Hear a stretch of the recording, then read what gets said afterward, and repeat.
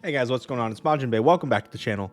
So this weekend is going to be the Open, the first ever, since we are now out of beta season, Runeterra Open. And I know a lot of you are probably wondering, what should you play? So I'm going to give you 3 different lineups with a bit different goals. We're going to go over the pluses and minuses of a few of them. But mostly, let's talk about what you want to be doing in general. And I think for open round tournaments, usually you want to be defaulting to stronger decks. I like to use the phrase, I guess, strong in a vacuum. And what I mean by that is that they're strong no matter what. Like, no matter what the meta game is, these decks will be powerful. These tend to be high win rate decks on ladder, and then I usually ignore that and play Ionia nonsense anyway. But taking that into account, let's jump into 3 different lineups that I put together for you guys. Feel free to mix, match, take ideas from one, move it to another. Maybe you like 2 of the decks, but you don't really like the third. Swap it out. It's totally okay. I'm just here to give you guys some ideas.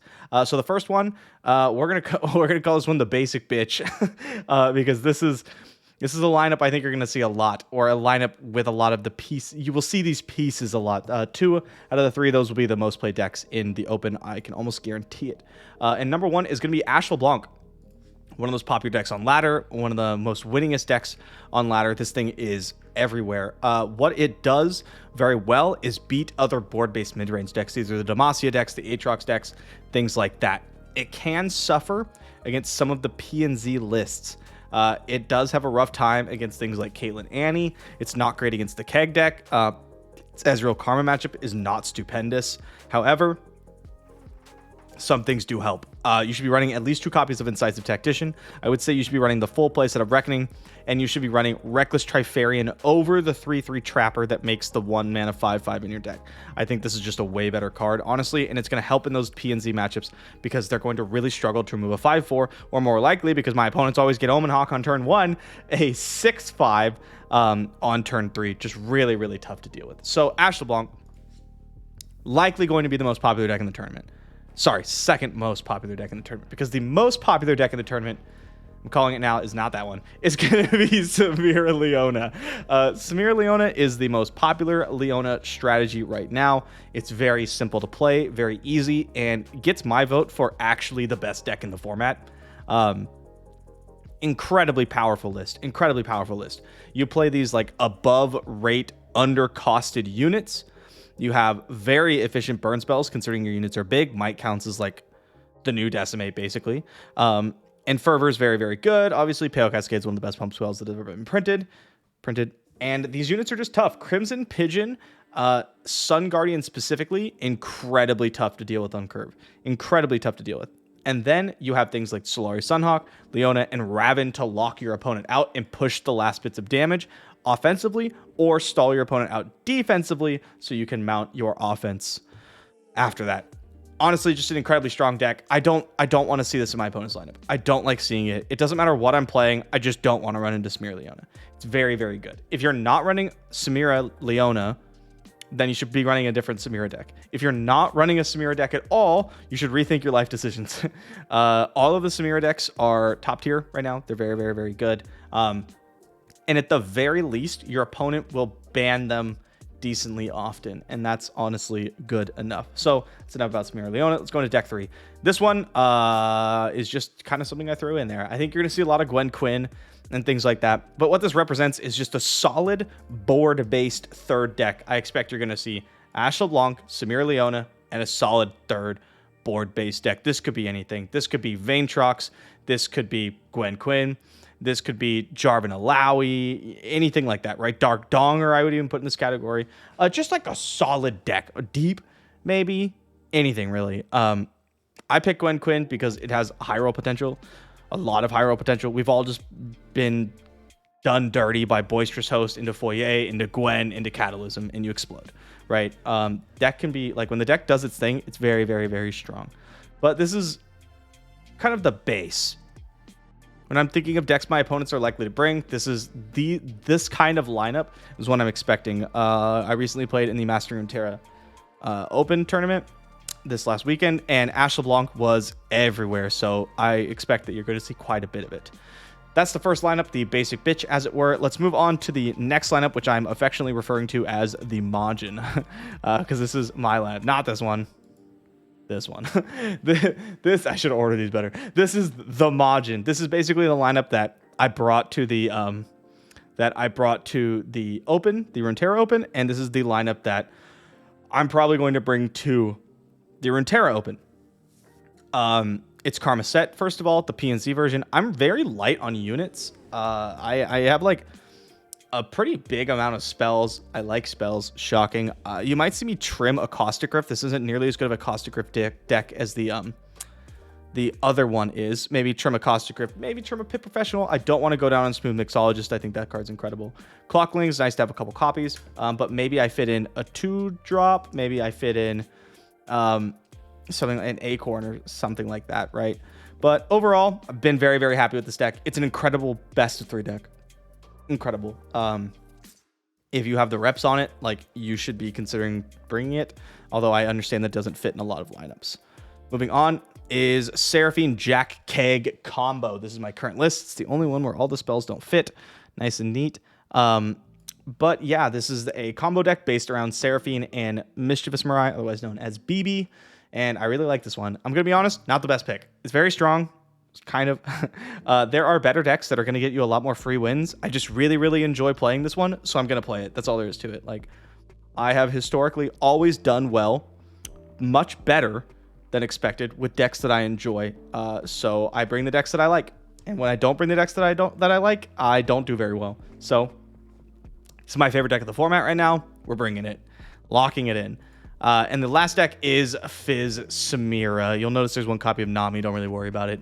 It's not like super tech or anything. It's just, I don't like drawing 3 copies of Fizz. So, yeah, this is Fizz Samira. I like Coral Creatures instead of the 1-drop options because in matchups where I want to be passing the first couple turns, Coral Creatures lets me develop on 2 and get me a spell. Sometimes you hit an all-out and it just wins you the game, right?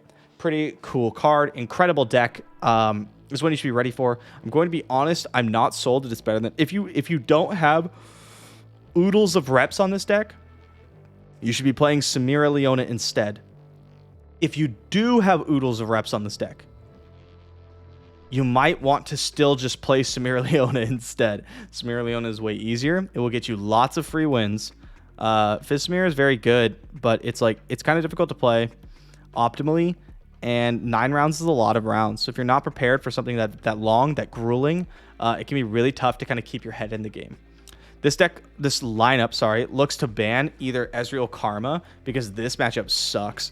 I teched the list out a little bit so that I could actually play it, going up to 2 copies of Warning Shot, being a little more combo oriented. But I don't like to see this matchup. The other matchup that I've been banning are your spooky Cataclysm decks, or what we're going to call them. These are your Jarvan Alawis, your Gwen Quinns, Scouts, things like that. I don't really want to play against them because I'm trying to protect my spell decks. And also Samira Leona. That deck's scary. I'm super happy to play into Fizz Samira, but I don't want to play into Samira Leona. The bodies are too big, and they hit you really hard, and they have burn to go over the top. It sucks, man. I don't want to deal with it anymore. So that is the Majin or whatever, or the Bae. I haven't decided exactly which one I'm going to go with yet for the branding. And then the third lineup is going to be the fuck Majin lineup, the I hate MajiinBae lineup, because a lot of people are asking me, how do I beat this, right? This shell is pretty popular, or it might be ever since me and Aikedo put 2 copies in the top 8. The Karma set PNZ and the Jack Seraphine BB deck. So this is the lineup to beat it, if that's what you're looking to do. Very strong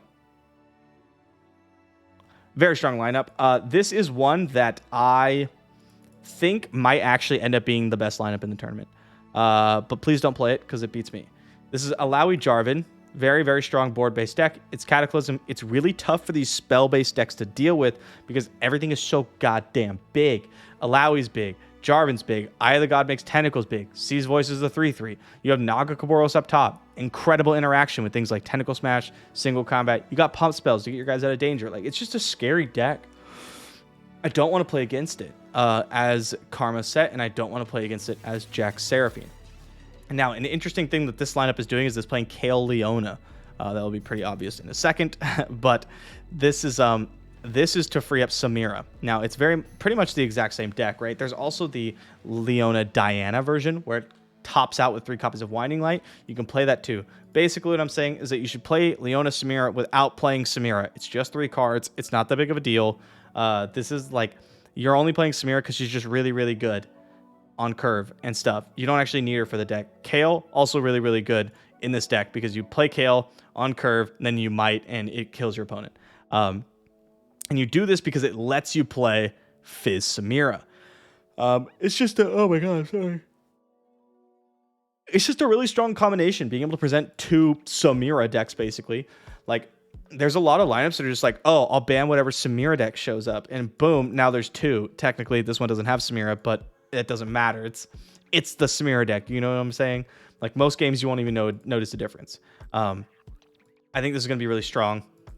You are like targeting a little bit, but as we found out, like the Leona Noxus deck is just so incredibly powerful against most things. Fizz Samira is one of the best decks in the entire game. And then Alawi Jarvan is there to round out your matchups against these spell-heavy decks. And those are the 3 lineups. Honestly, anything... I know the comments of this video are going to be things like, but Majin, can I play Lurk? Can I play Deep? What about this? What do you think about this in this lineup? And I think you should focus on just playing decks that like you're comfortable with. If you don't have reps on decks, then don't bring them. Don't be like, well, Majin told me that he's going to play this deck and he thinks I should play Kale Leona instead. Like, don't listen to me. I'm not the one who has to play those decks. You are, right? And if you can't play those decks as well as you can play Lurk, even though I think Lurk's stupid, then you should just play Lurk, right? Like, more times, being better with your deck is going to be more important than bringing the right deck. So that's all I got. Good luck in the Open, everybody. I will see you there, and I'll see you next time.